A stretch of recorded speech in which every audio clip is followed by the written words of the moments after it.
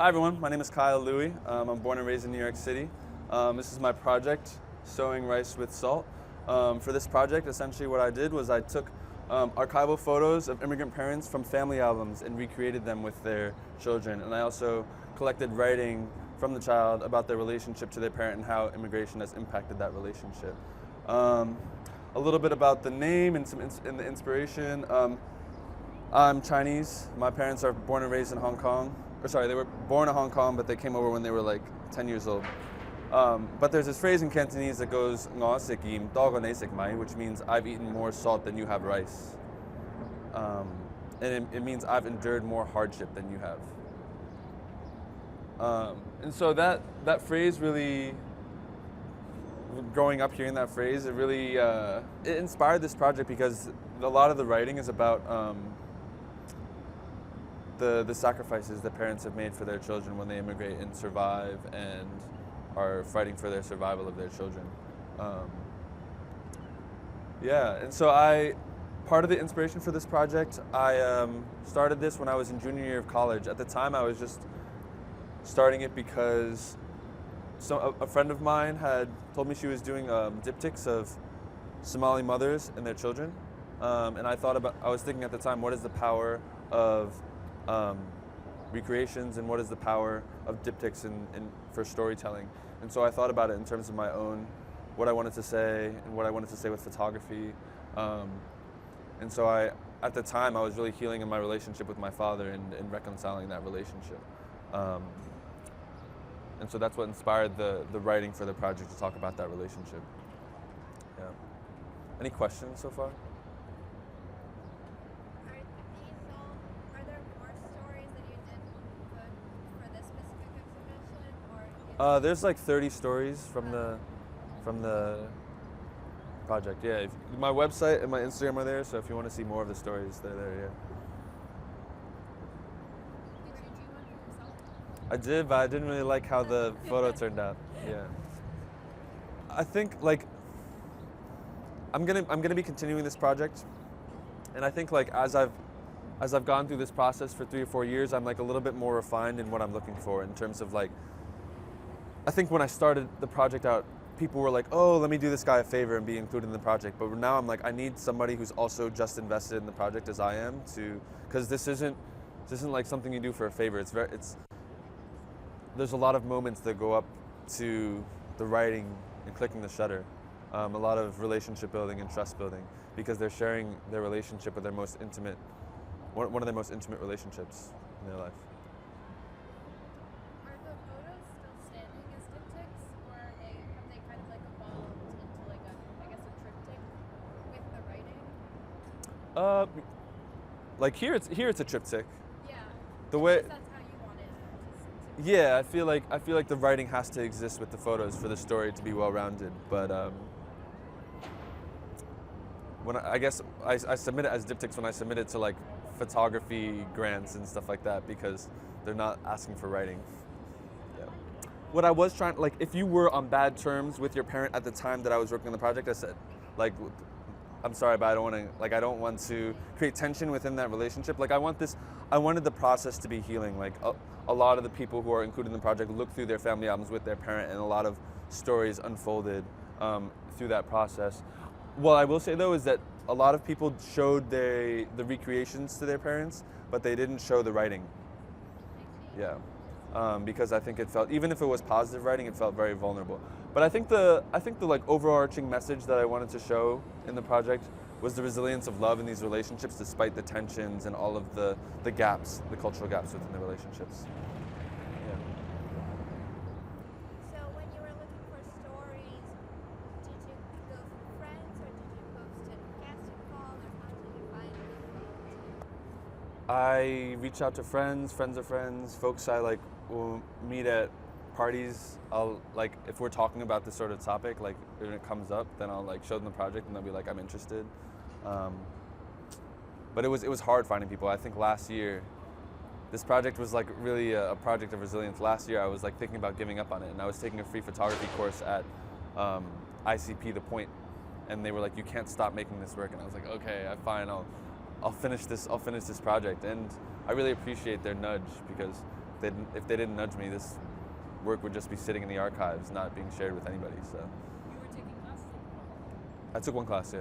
Oh, and I was gonna say in the writing, there's like recurring themes about like sacrifice and guilt and gratitude, and how to make up for those sacrifices that their parents have made.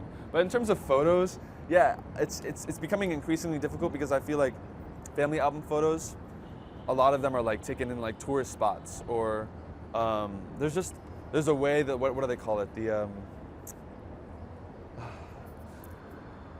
There's a phrase for like that everyday image that Joshua Rashad McFadden has a phrase for it. Not vernacular. Yeah, that's the word. Thank you. And I want to find photos from family albums that are visually compelling. So if I'm strolling through a lot of photos, they might be cute, but I'm a photographer, not a writer. I want the photos to be really strong, you know. So it's a hard editing process too. Yeah. It was sort of in the beginning just an exercise for me to learn photography in the first photography course I took in college, because I think through this process I learned how to edit images, meaning select them, how to light images, and to get a similar I feel like when artists are first starting out, they're kind of copying the style of their favorite artists, and I guess I was copying the style of these family albums and trying to figure out how to get them in the same aesthetic. But then eventually I was like, okay, I want it to be similar but also different, and make for this, I feel like this is a perfect example of I want to add my own visual mark on that recreation. Yeah. I found I was reading this story and I thought it was really interesting how he was a pilot with 13 years of experience, and a lot of his applications in the Air Force after 9/11 were rejected because they were assuming that he had something to do with 9/11 just because it was Arab. Yeah, this is one of my favorite stories too. Yeah, and I especially like this writing too because I feel like some of the writing speaks specifically to relationships and the themes of immigration, but this also speaks to a larger social justice issue of Islamophobia following 9/11. So yeah, the whole cross is the exhibition. So if you guys want to take a look, and if you guys have any more questions, let me know.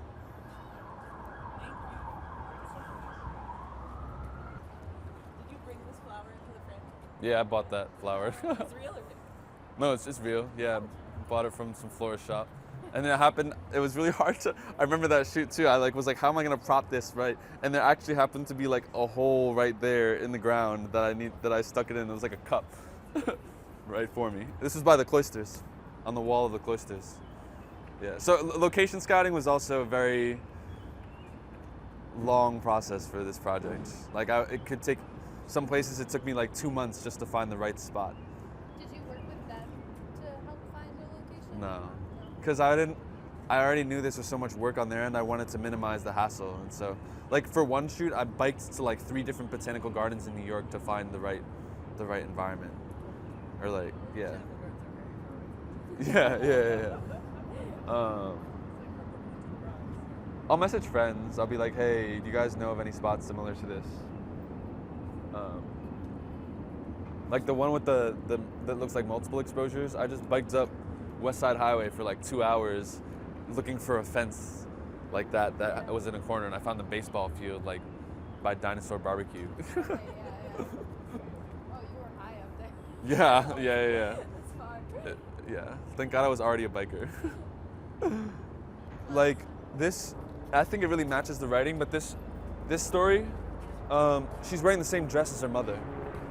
And so I kind of have a conversation with them. I'm like, okay, this project is about the similarities between you and your parent, but also the differences, and I want to visualize that too.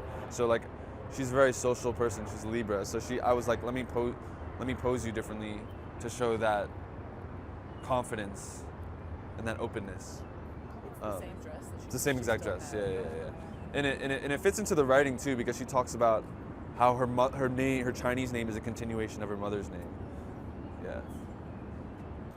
I hate to get people's hopes up, and then I look through their family albums, then I'm like, oh, sorry, there's nothing here that I want to recreate.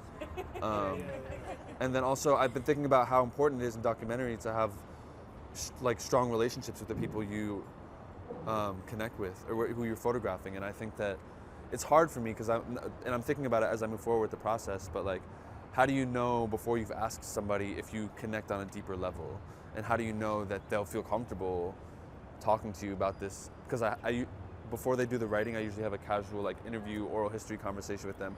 I'll like take notes, and then I'll say, okay, in my notes I'll be like, this is the overarching theme that seems to be coming out. Can you focus in on that, or can you focus in on this story?